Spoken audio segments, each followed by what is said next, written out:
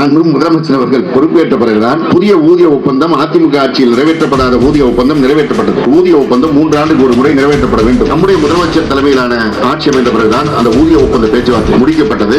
5% சம்பள உயர்வு வழங்கப்பட்டிருக்கிறது. பேமெட்ரிக்ஸ் என்ற முறையிலே அமல்படுத்த வேண்டும் என்று கோரிக்கை வைத்தார்கள். அதை செய்தால் மாதத்திற்கு 40 கோடி கூடுதல் செலவாகும் என்ற சூழல். ஆனால் இந்த செய்தி முதலமைச்சர் அவருடைய கவனத்திற்கு சென்றவுடன் நம்முடைய முதலமைச்சர் அவர்கள் இந்த துறைக்கு அதை வழங்க வேண்டும். கூடுதல் செலவானாலும் பரவாயில்லை. காரணம் இரவு பகல் பெறாமல் உழைக்கின்றவர்கள் போக்குவரத்து துறையில் இருக்கின்ற ஓட்டுநர் நடத்துவது அவர்கள் மாத்திரமல்ல, அந்த துறையிலே பணியாற்றுகின்ற எல்லோருமே இரவு பகல் பெறாமல் பணியாற்ற வேண்டிய சூழல் இருக்கிறது. மக்களுடைய பயணம் அதிகரித்து விட்டது.